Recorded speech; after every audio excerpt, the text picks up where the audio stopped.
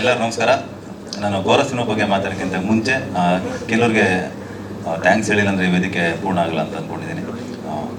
ನನ್ನ ಗೆಳೆಯ ಹೊರಟ ಇಲ್ಲೇ ಕೂತಿದ್ದಾನೆ. ಥ್ಯಾಂಕ್ಸ್ ಕಣೋ ಬಂದಿದ್ದಕ್ಕೆ. ನಿನ್ನ ಗೋರ ಸಿನಿಮಾ ಹೋಲ್ ಜರ್ನಿವರೆಗೂ ನಮ್ಮ ಜೊತೆ ಇದೆಯಾ, ನಿಜವಾಗ್ಲೂ ಥ್ಯಾಂಕ್ಸ್ ಮಗ. ಆಮೇಲೆ ನಮ್ಮ ಅನಿಲ್ ಯಾರು ಇಲ್ಲಿ ಕಾಣ್ತಾ ಇಲ್ಲ, ಅನಿಲ್ ಆಚೆ ಹೋಗಿರ್ಬೇಕೇನೋ, ಮೋಸ್ಟ್ಲಿ ಗಾಳಿ ಸೇವನೆಗೆ ಗೊತ್ತಿಲ್ಲ. ಅನಿಲ್ಗೂ ನಾನು ಥ್ಯಾಂಕ್ಸ್ ಹೇಳ್ತೀನಿ, ಯಾಕಂದರೆ ಪ್ರಮೋಷನ್ ಅದು ಭಾಳ ಮುಖ್ಯ. ಸೊ ಆರ್ಟಿಸ್ಟ್ ಅಂತ ಬಂದಾಗ ನಿಜವಾಗ್ಲೂ ಮುನಿ ಬಗ್ಗೆ ಹೇಳಬೇಕು. ಮುನಿ ಮೋಸ್ಟ್ಲಿ ಗೊತ್ತೇನೋ, ಚಿತ್ರರಂಗಕ್ಕೆ ನಾನು ಮುನಿ ಹೆಚ್ಚು ಕಮ್ಮಿ ಒಟ್ಟಿಗೆ ಎಂಟ್ರಿ ಆಗಿದ್ದು. ಇನ್ನೂ ಜ್ಞಾಪಕ ಇದೆ ನನಗೆ, ನಾನು ಅಸ್ಟೆಂಟಾಗಿ ಕೆಲಸ ಮಾಡ್ತಿದ್ದೆ. ಮುನಿ ಸರ್ ಒಂದು ಕ್ಲೋಸ್ ಇದ್ರೆ ಸಾಕು ಅಂತ ಹೇಳಿದ ದಿನಗಳಿಂದ ನಾನು ಮುನಿ ಜೊತೆ ಇದ್ದೀನಿ. ಮಗ ಒಂದು ಕ್ಲೋಸ್ ಸಿಕ್ತು ಮಗ ಕೊನೆಗೂ ಅಂತ ನನ್ನ ಹತ್ರ ಬಂದು ಆ ಎಮೋಷನ್ಸ್ ಹೇಳಿದ ದಿನವರೆಗೂ ನಂದು ಒಂದು ಮುನಿದೊಂದು ಜರ್ನಿ ಇದೆ. ಅನಿಲ್ ಎಲ್ಲಪ್ಪ ಹೋಗಿದೆ ನೀನು? ಖಂಡಿತ ಮುನಿ ಜೊತೆ ಮುನಿ ನನ್ನ ಜೊತೆ ಕೆಲಸ ಮಾಡ್ತಾರೆ ಅನ್ನೋದಕ್ಕಿಂತ ನಾನು ಮುನಿ ಜೊತೆ ಕೆಲಸ ಮಾಡೋಕ್ಕೆ ನಿಜವಾಗ್ಲೂ ಒಂದು ಆತುರದಲ್ಲಿದ್ದೆ. ಯಾಕಂದರೆ ಇಲ್ಲಿ ಕತೆ ಅಂತ ಬಂದಾಗ, ಕ್ಯಾರೆಕ್ಟರ್ ಅಂತ ಬಂದಾಗ ಫ್ರೆಂಡ್ಸ್ ಅಂತ ಕೊಡೋದಕ್ಕಿಂತ ಕತೆಗೆ ಹೋಗೋದ್ರೆ ಮಾತ್ರ ನಾವು ಕೊಡಬೇಕಾಗುತ್ತೆ. ಇದು ಖಂಡಿತ ಇದು ಮುನಿ ಮಾಡಿದ್ರೆ ಸೂಟ್ ಆಗುತ್ತೆ ಅಂತ ಅಂದ್ಕೊಂಡೆ. ಸೊ ನನಗೆ ಒಂದು ಕಡೆ ಎಲ್ಲ ಮುಜುಗರ ಆಯಿತು, ಯಾಕಂದರೆ ಇಡೀ ಸಿನಿಮಾ ಕೆಲವು ಪೋರ್ಷನ್ಸಲ್ಲಿ ಬಿಸಿಲಲ್ಲಿ ಗೋಣಿ ಚೀಲ ಹಾಕ್ಕೊಂಡು ಚಪ್ಪಲಿ ಇಲ್ದಿರ ಎಷ್ಟು ಬೈಕೊಂಡು ನನಗೆ ಗೊತ್ತಿಲ್ಲ ನನಗೆ.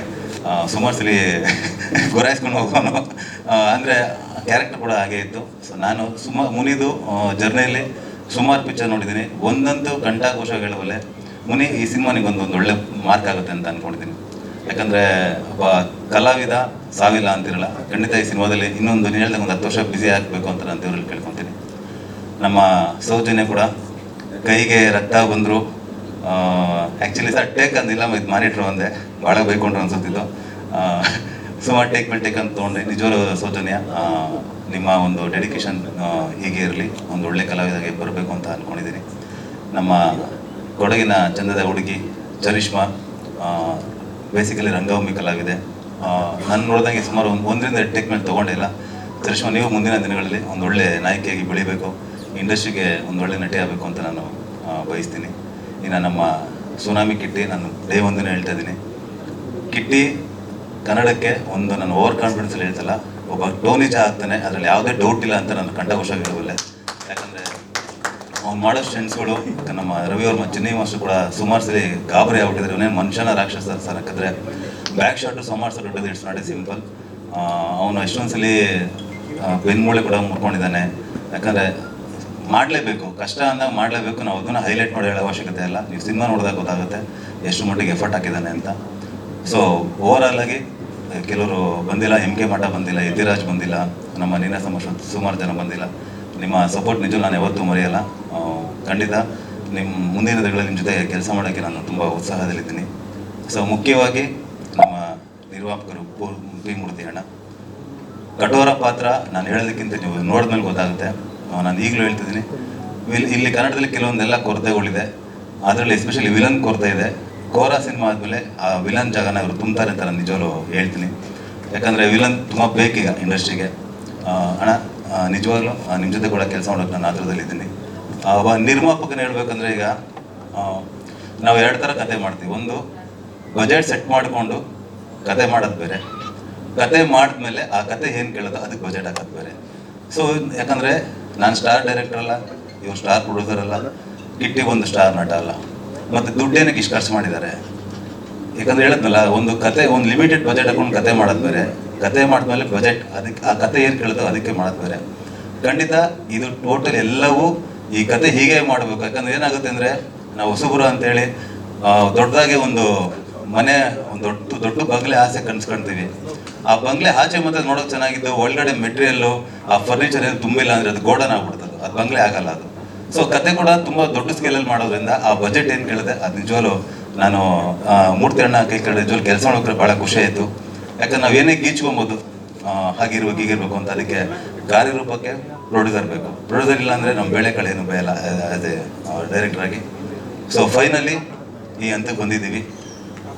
ನಾನೇನು ಹೇಳಿ, ಯಾಕಂದರೆ ಡೈರೆಕ್ಟ್ರ್ ಏನು ಹೇಳಿದ್ರು ಕೂಡ ನನ್ನ ಮಗ ಎತ್ತೋರಿಗೆ ಗಣ ಮುದ್ದು ಏನೋ ಮಾತಾಡ್ತಾನೆ ಅಂತಾರೆ. ಯಾಕಂದರೆ ಒಬ್ಬ ಡೈರೆಕ್ಟ್ರ್ ಕೆಲಸ ಮಾತಾಡಬೇಕು, ನಾವು ಜಾಸ್ತಿ ಮಾತಾಡಬಾರ್ದು ಅಂತ ನಾನು ಯಾವಾಗಲೂ ಅನ್ಕೊಳ್ತೀನಿ. ಸಾಕಷ್ಟು ಪ್ರೆಸ್ ಮೀಟ್ಗಳಲ್ಲಿ ಮಾತಾಡಿದ್ದೀನಿ. ಸಿನಿಮಾ ನೋಡಿ ನೀವು ಮಾತಾಡಬೇಕು, 4 ಒಳ್ಳೆ ಮಾತಾಡ್ತೀರ ಅಂತ ಅಂದ್ಕೊಂಡಿದ್ದೀನಿ. ಸೊ ನೀವೇನಾದರೂ ಮಾತಾಡಂಗಿದ್ರೆ ದಯವಿಟ್ಟು ನನ್ನ ಕ್ವಶನ್ಸ್ ಕೇಳಿ, ಯಾರಾದರೂ ಇದ್ದರೆ. ಯಾರು ಇಲ್ವಾ? ಓಕೆ. ಸಿನಿಮಾ ನೋಡಿದಾಗ ಡಬ್ಬಾ ಸಿನಿಮಾ ನೋಡಿದೆ ಅಂತ ಗ್ಯಾರಂಟಿ ಫೀಲ್ ಆಗಲ್ಲ. ಎದೆ ತಟ್ಕೊಂಡು ಒಂದು ಒಳ್ಳೆ ಸಿನಿಮಾ ನೋಡಿದ್ದೀರಾ ಅನ್ನೋ ಫೀಲ್ ಅಂತೂ ನಮ್ಮ ಟೀಮ್ ಕೊಡ್ತೀವಿ, ಇದೊಂದು ಪ್ರಾಮಿಸ್ ಮಾಡ್ತೀವಿ. ಅದೆಲ್ಲಕ್ಕೂ ನೀವೇನೇನು ನಮಗೆ ಒಂದು ಮಾಧ್ಯಮ ಮುಖಾಂತರ ನಮಗೆ ಒಂದು ಪ್ರಮೋಷನ್ಸ್ ಮಾಡ್ತಾ ಇದ್ದೀರಾ, ಇಲ್ಲ ಗುರು ಕೋರಾ ಸಿನಿಮಾ ಚೆನ್ನಾಗಿದೆ, ಪ್ರಮೋಷನ್ ಮಾಡಿದ್ಕೂ ಸಾರ್ಥಕತೆ ಆಯಿತು ಅನ್ನೋ ಒಂದು ಹೆಸರಂತೂ ಉಳಿಸ್ಕೊಂತೀವಿ. ಮಿಕ್ಕಿದ್ದು ನಿಮ್ಮ ಪ್ರೇಕ್ಷಕರ ಹೋಗ್ಬಿಟ್ಟಿದ್ದು. Thank you. ಮತ್ತೆ ಇನ್ನೊಂದು ಹೇಳೋದು ಮರ್ತುಬಿಟ್ಟೆ, ಈ ನಮ್ಮ ಕೋರಾ ಸಿನಿಮಾದು ಒಂದು ಪ್ರಮೋಷನ್ ಅಂತ ಹೋದಾಗ ನಮ್ಮ ಗಂಗವರು ಪಾಪ ಒಂದು ರೀಲ್ಸ್ ಮಾಡ್ತಾರೆ ಅಂತ ಹೇಳಿದ್ರೆ ನಿಜವಾಗ್ಲೂ ಬೇರೆ ಲೆವೆಲಲ್ಲಿ ಮಾಡಿದ್ದಾರೆ. ಒಂದು 4-5 ವಿಡಿಯೋ ರೀಲ್ಸ್ ಮಾಡಿದ್ದಾರೆ. ನನಗೇನಾದ್ರು ನೀವು ಮೊದಲೇ ಸಿಕ್ಕಿದ್ರೆ ಕೋರಾ ಸಿನಿಮಾದ ಒಳ್ಳೆ ಕ್ಯಾರೆಕ್ಟರ್ ಮಾಡಿಸ್ಬಿಡ್ತಿದ್ದೆ. ಯಾಕಂದರೆ ನಿಮ್ಮಂಥ ಕಲಾವಿದರು ಬೆಳಿಬೇಕು. ಯಾಕಂದರೆ ನಿಜವಾಗ್ಲೂ ನೆಕ್ಸ್ಟ್ ಲೆವೆಲಲ್ಲಿ ಮಾಡಿದ್ದಾರೆ ಆ್ಯಕ್ಟಿಂಗು. ಸೊ ನಾನು ಶ್ರೀಗೆ ಮೊದಲೇ ಹೇಳಿದ್ದೀನಿ, ನೆಕ್ಸ್ಟ್ ಮೂವಿ ಯಾವುದೇ ಮಾಡಿದ್ರು ಗಂಗಾವನ್ನ ಖಂಡಿತವಾಗ್ಲೂ ಹಾಕೊಂಡು ಮಾಡ್ಬೇಕು. ಯಾಕಂದ್ರೆ ಇಂಥ ಬಡವ್ರನ್ನ ನಾವು ಬೆಳೆಸ್ಬೇಕಂತ ಹೇಳಿ ಇಷ್ಟಪಡ್ತೀನಿ. ಒಳ್ಳೇದಲ್ಲಿ ಗಂಗಾವರೇ, ಥ್ಯಾಂಕ್ಸ್. ವಿತೌಟ್ ಎಕ್ಸ್ಪೆಕ್ಟೇಷನು ನೀವು ಮಾಡಿದ್ರೆ ನನ್ನ ಸಿನಿಮಾಗೆ, ಆಯ್ತಾ, ನಿಜವಾಗ್ಲೂ ನಿಮ್ಗೆ ಹ್ಯಾಂಡ್ಸ್ ಹಾಕು. ನೆಕ್ಸ್ಟ್ ನಾನು ಯಾವ ಸಿನಿಮಾ ಮಾಡಲಿ, ಶ್ರೀ ಯಾವ್ದು ಮಾಡಲಿ, ಅದರಲ್ಲಿ ಮೇಜರ್ ಕ್ಯಾರೆಕ್ಟರ್ ನೀವೇನೆ. ಓಕೆ. ಒಂದು ಹೇಳಕ್ ಇಷ್ಟಪಡ್ತೀನಿ, ಒಂದು ಸಿನಿಮಾ ಅಂತ ಬಂದಾಗ ನಮ್ಮ ಉತ್ತರ ಕರ್ನಾಟಕದ ನಮ್ಮ ವಿತರಕರು, ದೊಡ್ಡ ಪ್ರೊಡ್ಯೂಸರ್ ಅವರು ಸುಮಾರು ಸಿನಿಮಾಗಳು ಮಾಡಿದ್ದಾರೆ. ಬಸವರಾಜಣ್ಣ, ನಿಮಗೂ ಥ್ಯಾಂಕ್ಸ್ ಹೇಳ್ತೀನಿ. ಯಾಕಂದ್ರೆ ಒಂದು ಸಿನಿಮಾಗೆ ಒಬ್ಬ ಡಿಸ್ಟ್ರಿಬ್ಯೂಟರ್ ಹೆಲ್ಪ್ ಮಾಡೋದು ನೋಡಿದ್ದೀರಾ. ಕೋರಾಗೆ ಸುಮಾರು ಕೈಗಳ ವಿತರಕರು ಇದ್ದಾರೆ. ನಮ್ಮ ಜಯಣ್ಣ ಕೂಡ ಆಗಿರ್ಬೋದು, ಎಲ್ಲ ದೊಡ್ಡ ದೊಡ್ಡ ಡಿಸ್ಟ್ರಿಬ್ಯೂಟರ್. ಒಂದೇ ಕೋರಾ ಸಿನಿಮಾ ಒಂದು ಒಳ್ಳೆ ಮಟ್ಟದಲ್ಲಿ ಹೋಗುತ್ತೆ ಅಂತ ಎಲ್ಲ ದೊಡ್ಡ ದೊಡ್ಡ ಕೈಗಳು ನಮ್ಮ ಜೊತೆ ಜೋಡಿಸಿದ್ದಾರೆ. ಅದೊಂದು ಖುಷಿ ವಿಚಾರ ನನಗೆ. ಎಲ್ಲರಿಗೂ ಈ ಸ್ಟೇಜ್ ಮುಖಾಂತರ ನಾನು ಥ್ಯಾಂಕ್ಸ್ ಹೇಳ್ತೀನಿ. Thank you. Thank you so much. ಎಲ್ಲ ಒಳ್ಳೆಯದು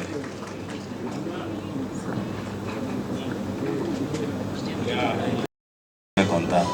ಸೊ ನಾನು ಒಂಥರ ಬಾತ್ರೂಮ್ ಸಿಂಗರ್ ಥರ ಬಾತ್ರೂಮ್ ಲಿರಿಕ್ಸ್ ರೈಟರ್ ಅಷ್ಟೇ, ಅಷ್ಟು ಪ್ರೊಫೆಷನಲ್ ಲಿರಿಕ್ಸ್ ರೈಟರ್ ಅಲ್ಲ. ಸೊ ನನಗೆ ಕಂಟೆಂಟ್ ಗೊತ್ತಿರೋದ್ರಿಂದ ನನಗೆ ಬರೆಯೋಕ್ಕೆ ಸ್ವಲ್ಪ ಈಸಿ ಆಯಿತು ಅಷ್ಟೇ. ಸೊ ಪ್ರೊಫೆಷನಲ್ ಲಿರಿಕ್ಸ್ ರೈಟರ್ ಅಲ್ಲ ನಾನು basically. So re recording time ನಾನು ಜಸ್ಟ್ ಒಂದು ಪಲ್ಲವಿ ಅಲ್ವಾ, ಪಲ್ಲವಿ ಮಾತ್ರ ಬರದೆ ಬಂದು ಆಚೆ ಬರ್ತೀನಿ. ಮತ್ತೆ ಕರೀತಾರೆ ಅವರು, ಸರ್ ಪಲ್ಲವಿ ಸಾಕಾ ಸರ್? ಪಲ್ಲವಿ ಸಾಕಲ್ಲ, ಮಿಕ್ಕಿದ್ದು ರೀ ರೆಕಾರ್ಡಿಂಗಲ್ಲೇ ಪ್ಲೇ ಮಾಡೋಣ ಅಂತ. ಇಲ್ಲ ಸರ್ ಅದನ್ನು ಕಂಟಿನ್ಯೂ ಮಾಡೋಣ ಅಂತ. ನಾನು ಪ್ರೊಫೆಷನಲ್ ಲಿರಿಕ್ಸ್ ರೈಟರ್ಲಪ್ಪ ಅಂತ ಹೇಳಿದೆ. ಇವ್ರು ಬಿಟ್ಟಿಲ್ಲ. ಅದೇ ಹೇಳಿದ್ದು, ಗಣ್ಣಲ್ಲಿ ನಂಗೆ ನೀರು ಬರ್ಸ್ಬಿಟ್ರು ಅಂತ. ಅಲ್ಲಿ ಸ್ಪಾಟಲ್ಲಿ ಬರ್ಸ್ಕೊಂಡ್ರು. ಅದಕ್ಕೆ ರೇಟು ನಮ್ಮ ಹೇಮಂತ್ಗೆ ಹೋಗಬೇಕು. ನಿಜವಾಗ್ಲೂ ಒಂದು ಚಪ್ಪಾಳೆ ಬರಲಿ. ಯಾಕಂದ್ರೆ ನಾನು ಬರ್ದಿರೋ ದೊಡ್ಡ ವಿಷಯ ಅಲ್ಲ, ಇವ್ರು ಬರ್ಸ್ಕೊಂಡಿರೋ ದೊಡ್ಡ ವಿಷಯ. ಯಾಕಂದರೆ ಆ ಟೈಮಲ್ಲಿ ಇವ್ರು ಡೈರೆಕ್ಟರ್ ಆಗಿರೋ, ನಾನು ಲಿರಿಕ್ಸ್ ರೈಟರ್ ಆಗಿದ್ದೆ. Thank you Hemanth. ನೀವು ಕೂಡ ಅದ್ಭುತ ಪಿಕ್ಚರೈಸೇಷನ್ ಮಾಡಿದ್ದಾರೆ ಸರ್, ಅದು ಥ್ಯಾಂಕ್ ಯು ಸರ್. ಬರೀ ನಿಮ್ಮ ಕಣ್ಣಲ್ಲೇ ಅಲ್ಲ, ನಮ್ಮ ಕಣ್ಣಲ್ಲೂ ನೀರು ಬಂತು. ಒಂದು ಕ್ಷಣ ಭಾವುಕ ಆಗೋದು ಅಂತ ಅಂದರೆ ಬಹುಶಃ ಇದೇ. ಹೆಚ್ಚಿನ ವಿಡಿಯೋಗಳಿಗೆ ಪ್ರತಿಧ್ವನಿ ಯೂಟ್ಯೂಬ್ ಚಾನೆಲ್ ಸಬ್ಸ್ಕ್ರೈಬ್ ಮಾಡಿ, ಬೆಲ್ ಐಕಾನ್ ಕ್ಲಿಕ್ ಮಾಡಿ.